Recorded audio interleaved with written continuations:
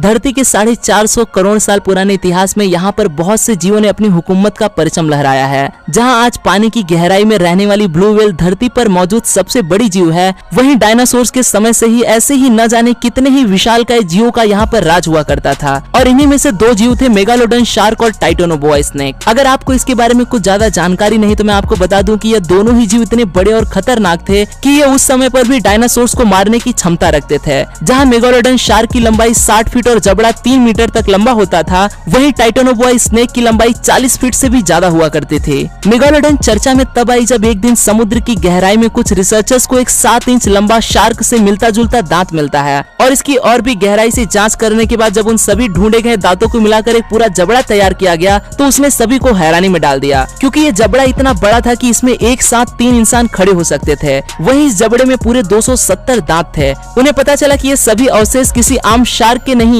बल्कि धरती पर मौजूद सबसे बड़े शार्क मेगालोडन के थे। ऐसे ही 2009 में वैज्ञानिक तब दंग रह जाते हैं जब उन्हें जमीन के नीचे खुदाई में एक 42 फीट लंबा सांप का फोसिल मिलता है। पहले तो वो इसे किसी मरे हुए एनाकोंडा के अवशेष समझ बैठते हैं, लेकिन उन्हें बाद में पता चलता है कि यह फोसिल तो टाइटोनोबोआ सांप के है, जिसकी बातें किस्सों और कहानियों में की जाती थी। और इन अवशेषों ने उन्हें यह मानने पर मजबूर कर दिया कि हमारी धरती पर किसी समय इतने बड़े सांप भी मौजूद हुआ करते थे। हालांकि दोनों एक दूसरे के समय पर इस धरती पर मौजूद नहीं थे, क्योंकि टाइटोनोबोआ सांप मेगालोडन शार्क के जन्म से पहले ही धरती से विलुप्त हो चुके थे। मतलब इन दोनों को ही कभी भी एक दूसरे का सामना करना नहीं पड़ा होगा। लेकिन फिर भी मन में एक सवाल आता है कि क्या होगा अगर ये दोनों दैत्याकार जीव एक ही समय पर धरती पर जीवित होते तो, और अगर ऐसे ही ये दोनों जीव आपस में भिड़ जाते तो उसमें किसकी जीत होती। तो चलिए हवा में बातें न करते हुए सीधा फैक्ट्स पर आते हैं। जैसा कि मैं पहले ही बता चुका हूँ कि मेगालोडन शार्क की लंबाई 60 फीट हुआ करती थी, जो कि आज के समय की सबसे बड़ी shark the great white shark से करीब 40 फीट ज्यादा है। इस बात से ही अंदाजा लगाया जा सकता है कि ये मछली कितनी बड़ी रही होगी। वहीं इसके जबड़े में मौजूद 270 दांत 4 इंच से लेकर 7 इंच तक लंबे हुआ करते थे।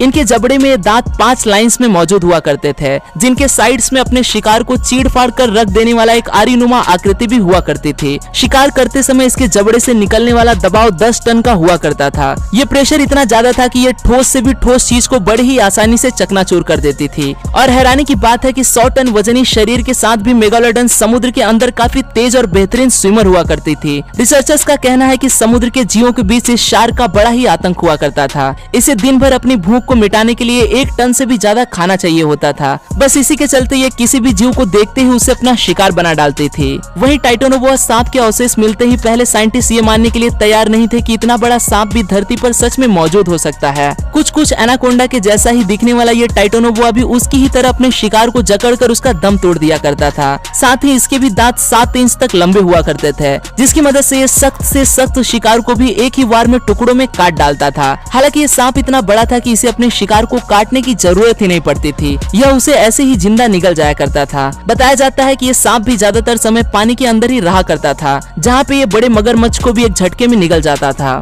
अब अगर टाइटोनोबोआ को मेगालोडन को मारना है तो उसे सबसे पहले उसके शरीर पर अपनी पकड़ बनानी होगी, जिसके लिए पहले तो उसे उसका पानी में काफी तेजी से पीछा करना होगा। हालांकि सांप भी काफी अच्छे स्विमर होते हैं, लेकिन शार्क से बेहतर नहीं। मतलब इसे उसे पकड़ पाने में काफी मुश्किल का सामना करना पड़ता, और अगर ये किसी भी तरह उस तक पहुंच भी जाता तो सबसे बड़ी चुनौती है इतनी बड़ी शार्क को अपनी शरीर में जकड़ पाना, जो कि टाइटोनोबोआ का सबसे बड़ा हथियार था। लेकिन मेगालोडन के इस विशालकाय शरीर के सामने ये हथियार भी एकदम बेकार है, क्योंकि जहाँ टाइटोनोबोआ 42 फीट लंबा हुआ करता था, वहीं मेगालोडन का शरीर 60 फीट लंबा हुआ करता था, और साथ ही इसका वजन भी होता था करीब 60 टन। मतलब ऐसे में वो कभी भी इस शार्क को अपने चंगुल में फंसा ही नहीं पाता। अब जहाँ शार्क की लंबाई और वजन ही उसके सबसे ज्यादा काम आते, वहीं इस लड़ाई में टाइटोनोबोआ की लंबाई ही उसके लिए सबसे ज्यादा घातक साबित होती। अपनी लंबाई की वजह से वो मेगालोडन के चंगुल से बचकर भाग ही न पाता, और वो इस पर अपने इन मजबूत जबड़े में मौजूद इन लंबे नुकीले दांतों से 10 टन की फोर्स से हमला करती, जिससे कुछ सेकंड के अंदर ही सांप के कई टुकड़े हो जाते। जैसा कि आप जानते ही हैं कि मेगालोडन को एक दिन में 1 टन से भी ज्यादा खाने की आवश्यकता होती थी। मतलब जिस भी दिन उसके हाथ ये सांप लगता उसकी तो दावत हो जाती। अब इन सभी बातों को मद्देनजर रखते हुए ये बात तो साफ है कि मेगालोडन की वजन, रफ्तार, लंबे शरीर और खतरनाक दांतों के सामने टाइटोनोबोआ के टिकने का कोई चांस ही नहीं था। हाँ, वो जमीन पर जरूर डायनासोर जैसे खतरनाक जानवरों को भी मार गिराता होगा, लेकिन समुद्र में राज करने वाले मेगालोडन शार्क का मुकाबला कर पाना उसके भी बस की बात नहीं थी। तो दोस्तों, आई होप कि आप सबका यह डाउट काफी हद तक क्लियर हो गया होगा कि इस लड़ाई में आखिर कौन जीतता, और आपका क्या मानना है इन दोनों ही जीवों के बारे में। ये आज के समय में भी जीवित हो सकते हैं, क्योंकि जबकि कुछ लोगों का ऐसा मानना है कि उन्होंने अमेज़न के जंगल में 100 फीट लंबे सांप को भी देखा है। और ऐसा एक बार नहीं, लगातार कई बार ऐसे दावे सामने आते रहते हैं जिनमें काफी बड़े सांपों को देखे जाने की बात की जाती है। अगर ये सब सच है तो निश्चित तौर पर वो टाइटोनोबोआ सांप अमेज़न के इन जंगलों में कहीं आज भी जीवित है। असल में अमेज़न का ये पूरा का पूरा जंगल ही अपने आप में ही एक बड़ी मिस्ट्री है, जहाँ पर ऐसे ही न जाने कितने ही राज दफन है जिनमें अभी भी पर्दा उठना बाकी है। और अगर आपको अमेज़न के जंगलों में छुपे इन राजों के बारे में जानना है तो मुझे कमेंट्स में जरूर बताना। मैं कोशिश करूंगा उस पर एक डिटेल वीडियो बनाने की। तब तक के लिए इस वीडियो को लाइक करें, शेयर करें और दुनिया भर की अमेजिंग चीजों को ऐसे ही एक्सप्लोर करते रहने के लिए बने रहे यूनिवर्स एडवेंचर फैमिली का हिस्सा।